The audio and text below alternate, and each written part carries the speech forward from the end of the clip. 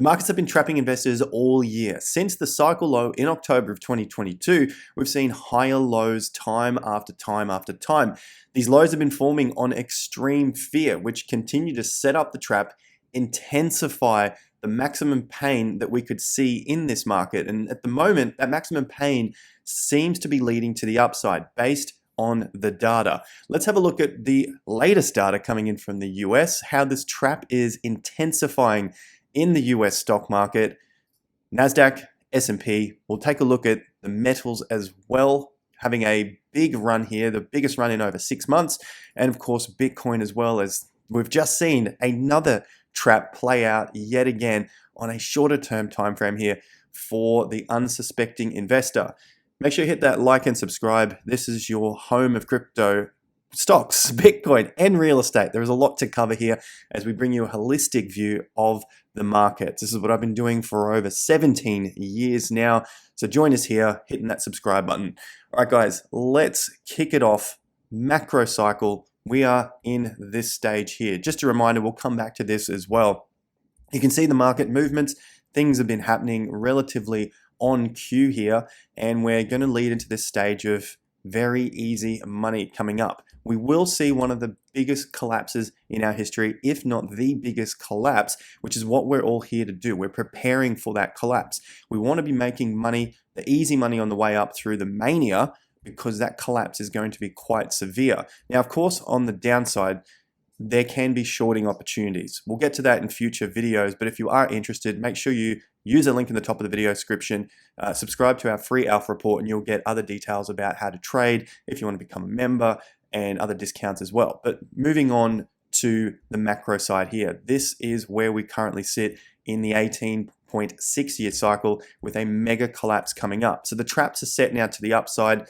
The max pain is going to be to the upside because the majority are expecting further downside. They've been saying this for the whole time the market has been running up. Every time we get these lows on extreme fear on the data, the fear and greed index, you see an extreme fear reading, which is basically a reading under 25. We cover it here on the channel. And that trap intensifies because those who miss out on buying the low, or at least buying in the vicinity of the low, because they're expecting further downside, because they're addicted to the fear porn of bad news, they miss out and the prices keep rising. And then you know what happens when prices rise too far? People get FOMO. And as the news starts to spin, as it starts to turn, things don't seem as bad. That's where we get the tops. That's when it's time to be fearful, because we'll be coming back to an extreme collapse from that point. But in the short term, it looks like we're seeing another trap play out yet again. Potentially this is the low as we've been covering. The price is now back into the range of the previous low in August for the SP 500. And what we saw overnight is some more news from the US, of course. We don't spend too much time on this. The CPI, month over month, year over year, core CPI, PPIs, this was all in the last 24, 48 hours. And we're seeing a slight rise over the last couple of months in CPI. And of course, this is part of the trap. I believe a lot of people are expecting this inflation to just run rampant again. But like we know with charts, you get a move up and a pullback, or a move down and a rally, a move down and a rally until the market turns and keeps heading the other way. That seems to be what's going on here. Very big move down. Typically, you'll see a rally. Let's see what happens from this point. Maybe we start to level out. Maybe we need a little bit more time up. I suspect we will see the inflation remain relatively the same within a range for the foreseeable future, because that's what's happening with the interest rates. Interest rates are at 5.25 to 5.5. The next meeting is due in just over 2 weeks, and the majority are saying that we're not going to get an interest rate rise. You got 6% saying there's going to be a rise, 94% saying no rise. We take it forward another 6 weeks from that date. You got about 70% saying no rise, about 30% saying there will be a rise. And of course, this starts to get further and further out into the future. Almost exactly the same again, 70% saying no increase, 30% saying increase. And then we start to roll over from this point, with some now expecting that we might see a decrease from March. We move into May, and that starts to increase again. There's a bigger likelihood that we start to see some decreases from that point. So potentially we're seeing the trap continue to form on a more macro scale here. Remember, we looked at the dates here going forward many months from now, over 6 months from now. And if we start to move it towards June and July, that's when we get the majority expecting an interest rate cut. So throughout 2024, there could be up to 3 interest rate cuts just based on the target rate here looking forward. So this, I think, is a trap that's getting set up. This does not mean that the interest rates will continue to get cut all the way back down to zero.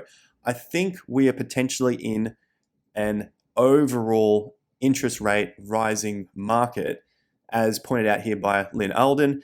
And this also goes back to other 40-year cycles on interest rates. If we take this all the way back further, you can see that we did have interest rates going up. I've shared this on previous videos, so not to take too much time in this one, but there's a rough 40-year cycle in the interest rates going up, in the interest rates going down, and it looks like we're starting that 40-year cycle for the interest rates going up. In that time, markets have still boomed and busted. It doesn't mean just because the interest rates are going up over 40 years that we'll never see a boom and a bust. We will always see booms and busts throughout that period. You can see we had a boom through the late 80s, from around 82, which was the low, just after this recession, to the top. Interest rates were still high. They were on the way down. They had 2 rises within that period, but they were still at the levels of roughly 7 to 12%. And then on top of that, you had the banks making their profit as well. We still had booms and busts at that time. The market adjusts to those interest rate increases, especially over a longer period like 40 years. So chill out on the short-term data of interest rates going here, there, or everywhere by 0.25%. I think over the long term, we're back into that 40-year cycle going up somewhere into 2060. Okay, we've got a long way to go here. So that's where we sit in the short terms with the traps. We can see the extreme fear traps intensifying. At least that's what we've seen throughout this bull market. The trap gets set, then the takeoff, and this pulls all of that late money into the cycle. So this is where the market was consolidating, exactly what we were talking about. And I hate to use that, but every single video, we were very bullish on the market through this period here. When I say we, it's my brother and I at TIA Crypto, link in the top of the video description, looking at the lows coming in. You had your June lows, you had your October lows, you had your December lows, you had your March lows.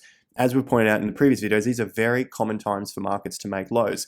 And from that point, you had your old trading range, consolidation, transition from a bear to a bull, and the takeoff. This is where the suckers get in. Now they've been wrecked. The suckers get wrecked after the takeoff. I think that is going to happen again. Let's see where this plays out. We know that we've been in a seasonal grind.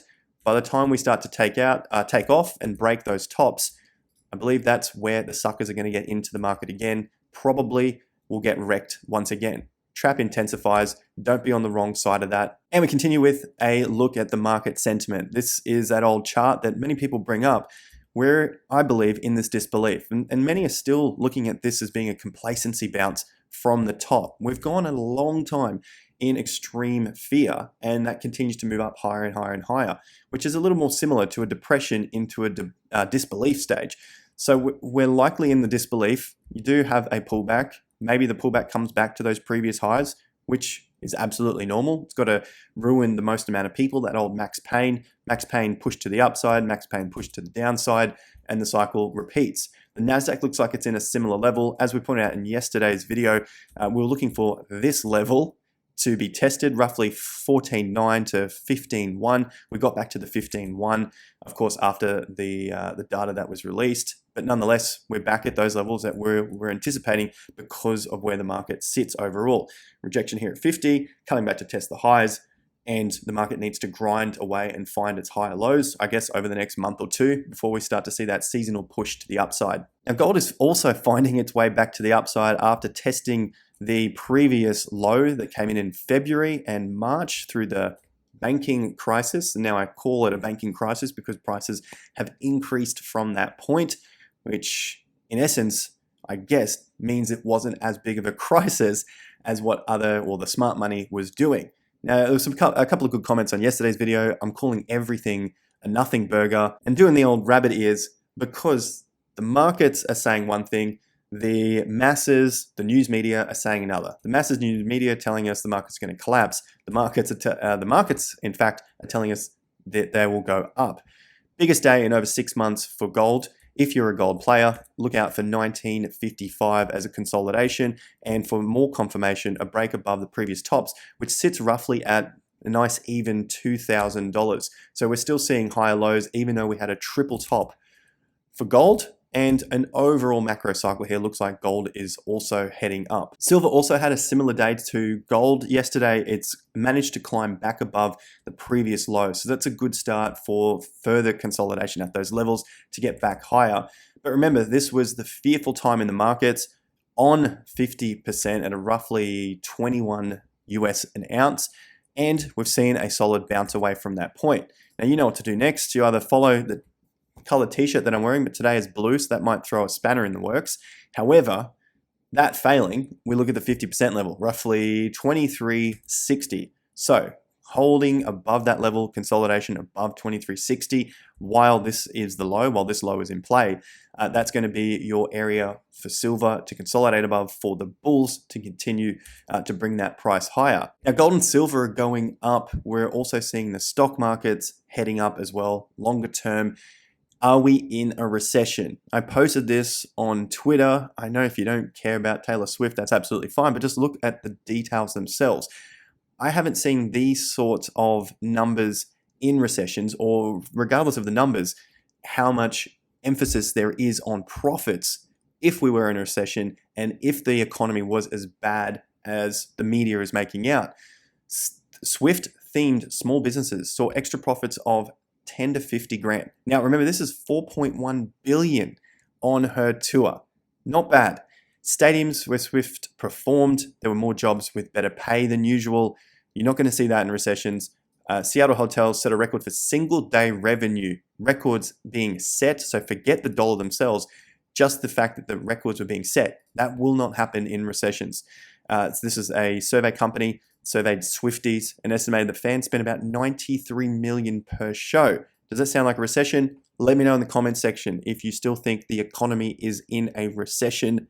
Love to hear from you guys, and why, of course, because the data is showing up, the markets are showing up, the media is telling us down, and those talking heads on Twitter and YouTube, like myself, but on the opposite camp, in the macro sense, are talking it down. They're expecting a recession now in late 2023. Maybe they've pushed it out now to 2024 when they were talking about it in 2022.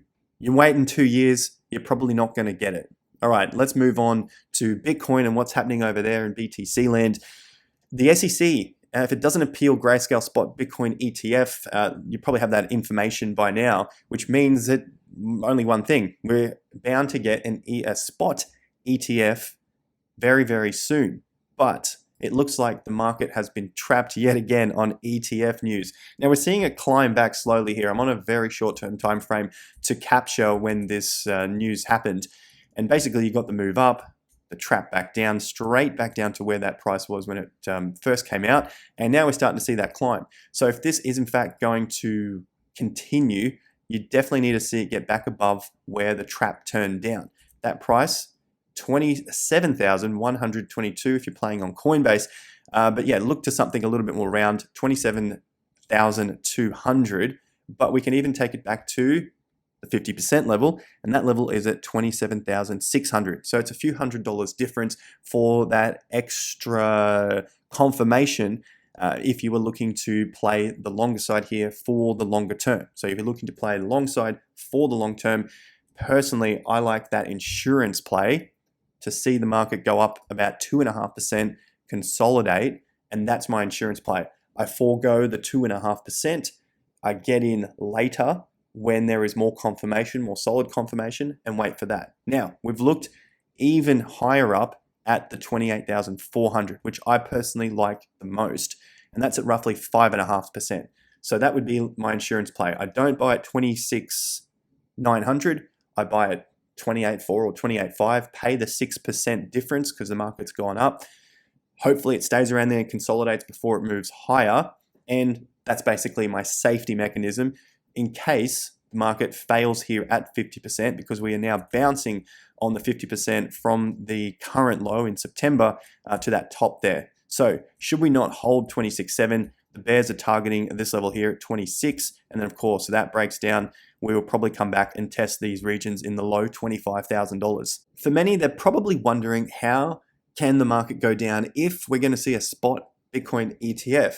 Well, normally what the news does is leave out the important points or puts them at the end because most are interested in the headlines here. But if we read a little bit further down, it's not official yet. And the SEC could attempt to deny on new grounds, and they don't have to do it now. They can continue to delay this, and maybe the delays end up coming through to closer to our timing of later in Q4 or first half of 2024 to actually see any sort of breaks to the upside. So keep that in mind. This hasn't happened. It seems like it's another trap. Remember, we've seen other ETF news on the bounce, and we've seen other news on this bounce here, and pretty much most of these bounces have been met with downside from that point. In terms of the macro, going back to the bigger picture here, we are still on higher lows. Here's our cycle low, here is our banking crisis low, and these are the current lows. Remember, we haven't broken down from a monthly swing bottom yet, so there is still that possibility that we see that now and a bounce back. I popped that video up again in yesterday's video, but it was roughly the 30th of September that we looked at the possibility of a drop for October and then a bounce back, whether it's later October, whether it's in November, just to break those monthly bottoms and then potentially come back. Maybe it could still be red because we did have a higher open here. But nonetheless, if we do get a break of that monthly, then that's going to be very similar to what's happened in the previous cycles, where you see the monthly swing bottom break. We've seen the monthly swing bottom break again on the previous cycle, 2015, 2019, 2020, and potentially we're lining up for that now in late 2023, maybe in early 2024. So everything seems pretty well on track in the sense that the cycles are playing out as per usual. The cycle low is in, the first stage of the bull market is well and truly underway, and this is pretty much where things get a little bit interesting because the masses are still thinking further collapse to the downside, whereas we're looking at this potentially being the disbelief rally, which will then catch people out again. They get suckered into traps, which happen on all markets, and they're all hoping for sub $20,000 Bitcoin, which they missed out on back in March when the banking crisis occurred. I hope you've been finding enough value from the content to be able to set your positions up, prepare for the upcoming bull market, which I believe is very, very close. 2024 is probably that start. And we're going to see a mega collapse after that, 2026. Not at 2026, I think sometime after it, based on the real estate cycle. When I talk about collapse, we're looking at the land cycle, stock markets. Crypto may collapse sooner. Let's wait and see, but we still have some good upside potential to go. So if we want to prepare for a collapse, well, we've got to be ready to make those gains from the lows now when everyone's fearful, and then ride that market up, have our plans ready, and watch that market come tumbling down when the masses get in at the tops like they do every single time. Don't be part of the masses. Join us here. Hit that like, subscribe to the channel, and if you want a little extra, links in the top of the video description. Shout out to our traders making some solid gains over there. In that welcome email, you also get info on how to join us to make your own gains. All right, guys, I'll see you at the next video. Hope you have a fantastic weekend. Until the next one, check out the video here and take care. Peace out.